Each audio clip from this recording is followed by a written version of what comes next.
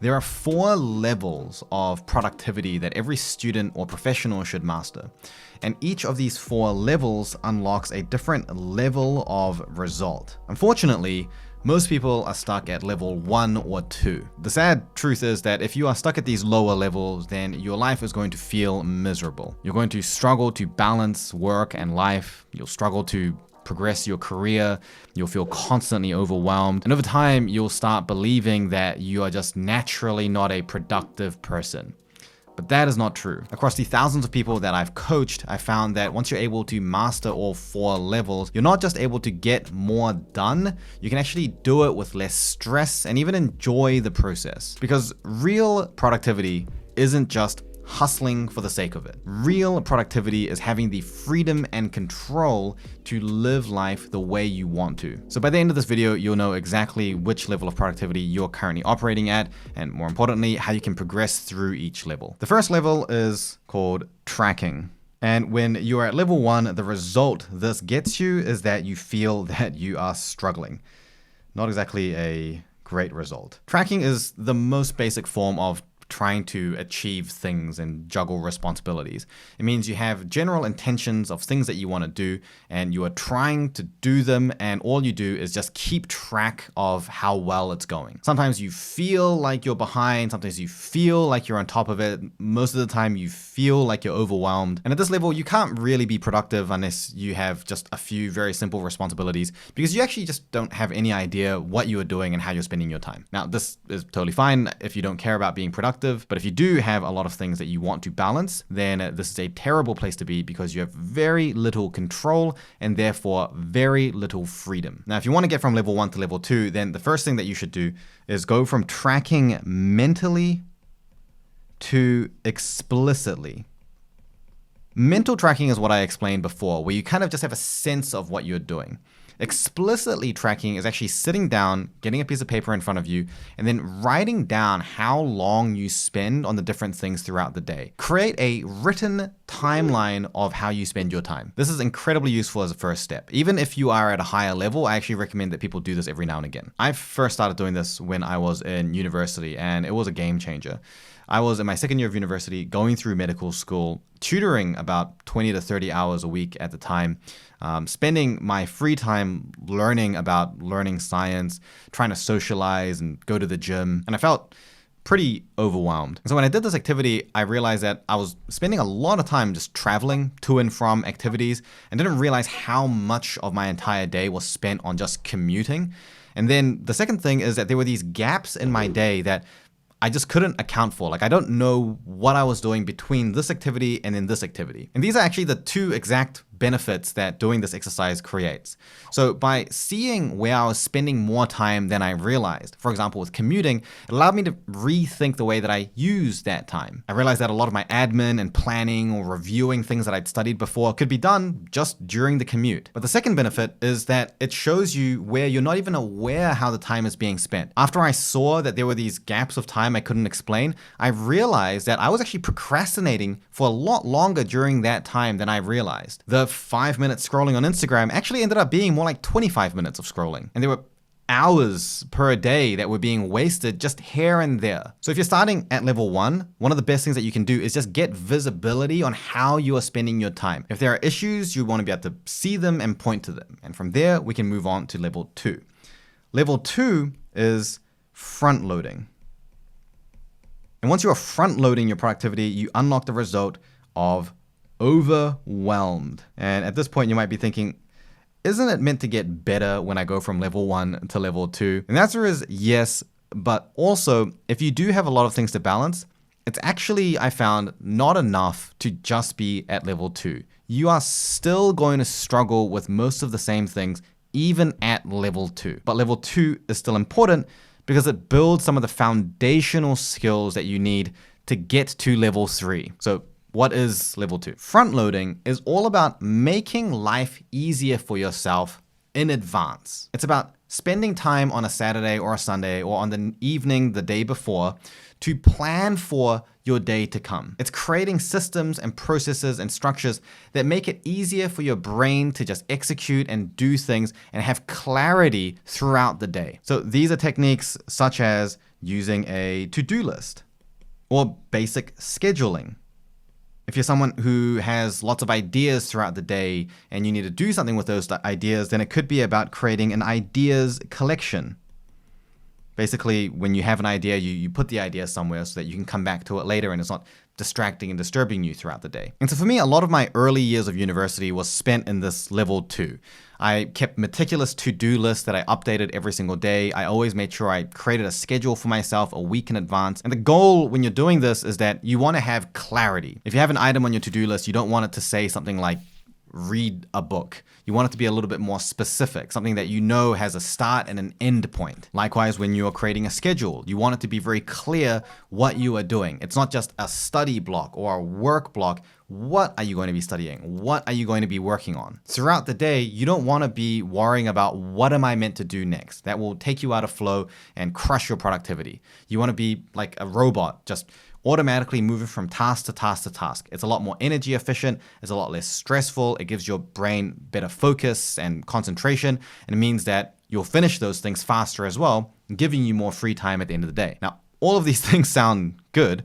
So why then, in that case, when you are at level 2 and you're doing all of these things and you're front loading, why are you still feeling overwhelmed? Well, the reason is, and you will know this if you've tried creating a to-do list and scheduling consistently for a long period of time, is that it is very easy to feel like there is too much you need to do. There are too many things to fit into your schedule. And your schedule almost just ends up being like a record of your failures, where every single day you look at your schedule and realize that you didn't complete half of it. The items on your to-do list just continually get pushed back and just continues to grow every single day. And before long, it feels like your to-do list is not a tight list of actionables to focus on, but a endless, never-endingly growing backlog of debt that is so overwhelming that you don't even want to look through it anymore. Now, for years throughout university, I thought that was an issue with the way that I was doing my to-do list, or the way that I was doing my scheduling, and the way that I was doing my time blocking or time boxing. What I know now is that is just not the case at all. That is a natural part of being stuck at level 2. So if you're doing all of these things and you're front loading it, and you're spending your evenings planning, and every day you feel like you've got a plan, but at the end of the day, you feel like the plans almost don't even matter because you still feel overwhelmed, don't worry. You're actually in the right place. The progression for you is to move to level 3. This is the level where things start feeling easier. Level 3 is the level of prioritization. And when you are at level 3, you unlock the result of progressing. You feel like you are progressing towards your goals. You feel like with each passing day and every week, you are making meaningful movement towards the things that really matter to you. That is a rare feeling that a lot of people struggle to experience. And the reason it is so hard to get this result and to feel this and to stay at level 3 is because getting to level 3 actually feels very difficult. And that is the sign of doing level 3 correctly. Prioritization at this level, it's all about choosing what you say no to versus what you say yes to. It is about understanding that saying yes to something is saying no to something else. It is about understanding that saying no to something is saying yes to something that may be more important. And the reason it's difficult is that this to-do list, the stuff that you felt at some point was important enough to add to a list of things for you to spend your time doing, usually means that it is something important in your life. So saying no to it is going to feel bad. Effective prioritization feels bad because you're saying no to things that are important. They're just not as important at this moment in time as something else. There are some things that can be so transformative and life-changing and help you move towards your goals that might only take a couple of hours a week, but you're never going to have even those couple of hours a week without saying no to something else. And I feel this time and time again, where I look at something that I did like 3 years ago and I will wonder, why did I ever waste so much of my time on doing that? And if I could give you one piece of advice to potentially save you those years of wasted time, is that say yes to joining my free newsletter. Because in my free newsletter, I go through these pains of sacrifice that I reflect on, this wasted time, and then how I was able to flip that and reclaim that time for myself. I share the things that allowed me to unlock each level of productivity and each level of learning. And seriously, if I think about all the things that I said no to in the past, the time spent with loved ones that I'm never going to get back, there's so much time that I paid due to the cost of inefficiency. And even though I can't go back in time with what I know now, I hope at least it can save some of you time to reclaim a little bit of your life so that you can spend your time doing the things that really, really matter to you. So if you're interested in joining the newsletter, it's free. It comes to you every single week. It takes a few minutes to read. I'll leave a link in the description for you to check out. Now, I want to share with you at least one of the biggest tips on prioritization. That is actually in one of the newsletters as well. A lot of the people that I coach really struggle with this. If you've got family, you've got kids, you've got loved ones that you want to spend time with, they're valuable. You don't want to be the person that is saying no to the people you care about and instead saying yes to work or study instead. And the important perspective that I try to coach to anyone that feels that way is that prioritization is about tasks, not about values. Even if you, let's say, value spending time with your family, and that's just very important for you in your life, that's great. But it doesn't mean that therefore any task is put second in priority to spending time with your family. And this is because there are other things that you may value. So just for example, you may value financial stability. You may value career progression. These may be things that are important to you. And they may not be as important as, for example, family is to you. But they're still important enough that you want to balance that in your life. But if at every point of decision making, family is always trumping everything else, then that means you're saying no to everything else. The more sophisticated and sustainable way of creating balance is to understand that you can, on some days, prioritize certain tasks above others, even if that's not the same priority of your values. But on a day-to-day, week-to-week basis, that order can and should fluctuate. And that is how you achieve balance. So next time you're thinking about saying no to something that's really important to you, don't think about it as saying no, think about it as not right now. And instead of feeling guilty about saying no, try to just feel mindful. Be mindful that you've said no to this right now. So maybe you want to make time for it next week or the week after to make sure you say yes to it. Instead of beating yourself up over saying no to things, congratulate yourself for saying yes to the right things at the right time. For me, learning to prioritize really well has been one of my major focuses for the last 7 or 8 years. And what it has unlocked for me is completely life-changing. I mean, it's allowed me to achieve more and unlock more opportunities than I ever thought would be possible 8 years ago. I feel I'm in a better position with more progress, with more balance and more free time, and in the healthiest state of mind that I've ever been in. And so much of that is based on just learning where to say no. So that's level 3, the third level of productivity. And on this diagram, you can see it's kind of the same size as, level 1 and level 2. But in reality, level 3 is just where the biggest return on your investment is going to come from. Like, you can spend as long as you like being great with level 1 and being great with your level 2 skills, and it's not going to make really any meaningful difference to your quality of life compared to just being really good at level 3. In fact, the concept of scheduling and figuring out when you should do things is so much less important than actually knowing what you should even be doing in the first place. So in that case, what could be left? What could level 4 be? Level 4 is the blissful level of productivity, which is called flow. And when you enter into level 4 and you achieve flow, the result that you are reaching is unstoppable.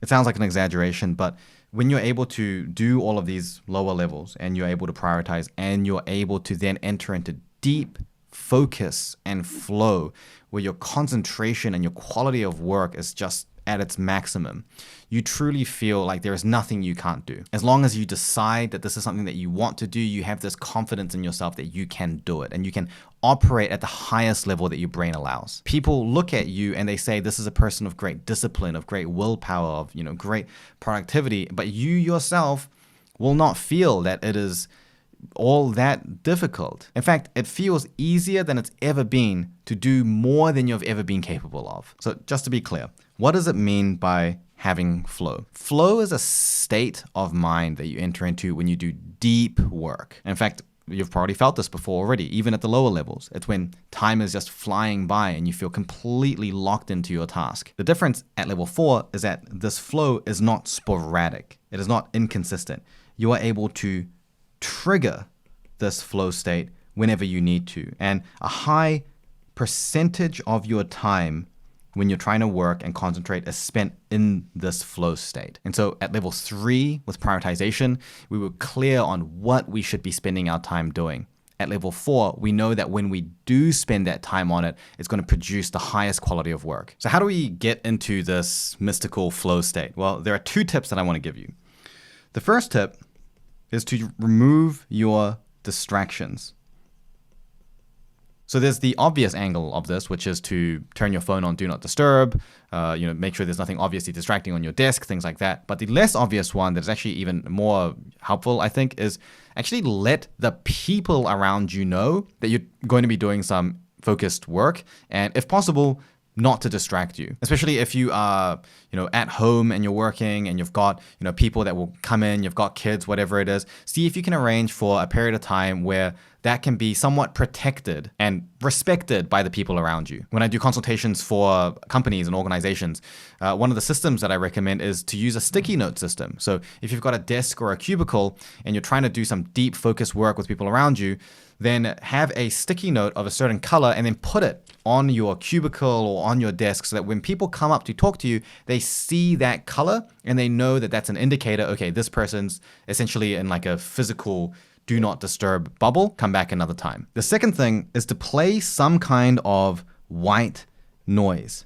Now, I have had to do some deep focused work in all sorts of situations. In a cramped plane on a 6-hour flight, on the back of a Uber in the middle of India. In fact, in the early days of running my business, I didn't even have a proper desk to work on. So I'll be working off of this tiny little tray table that is so small, I couldn't even fit a mouse next to my laptop. And in these unideal situations, one of the things that I feel is consistently the most powerful trigger to help you immediately enter into these flow states is just creating an auditory focus bubble. And so there are these white noise apps that I used to download and sort of customize and configure in all sorts of different ways. And normally, if I was making this video a year ago, I would just recommend those apps to you and show you how I configured them to just have the best possible effect. But I'm not going to do that anymore because recently, I've actually started using Brain FM.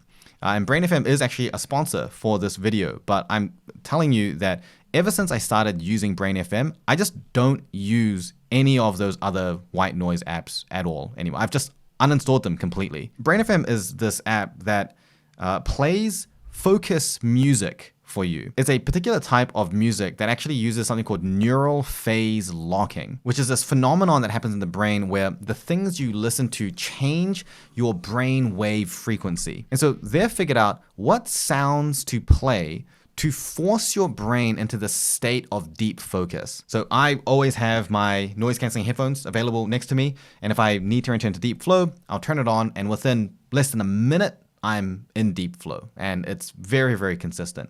And the good thing is that it's also consistent if you have ADHD. So they've actually studied this and they've even published on this that their music is helpful for developing focus, especially if you have ADHD. So anyway, I'm a big fan. I get literally hundreds of emails from companies wanting to sponsor me for my YouTube, and I say no to all of them. Brain FM is one of the few companies that I actively worked to try to get a partnership with. So if you're interested in trying this out, then you can use my code brain.fm/Justin Sung and you get 30 days for free as a trial. Even if you're not at level 4 of productivity, Give it a go. It's going to make your life easier. It might actually help you to move through all the other levels as well. So these are the 4 levels of productivity. And if you want to learn a little bit more about how you can improve your scheduling or your prioritization skills, then you may also want to check out this video I have on that topic right here. Thank you so much for watching, and I'll see you in this video, I guess.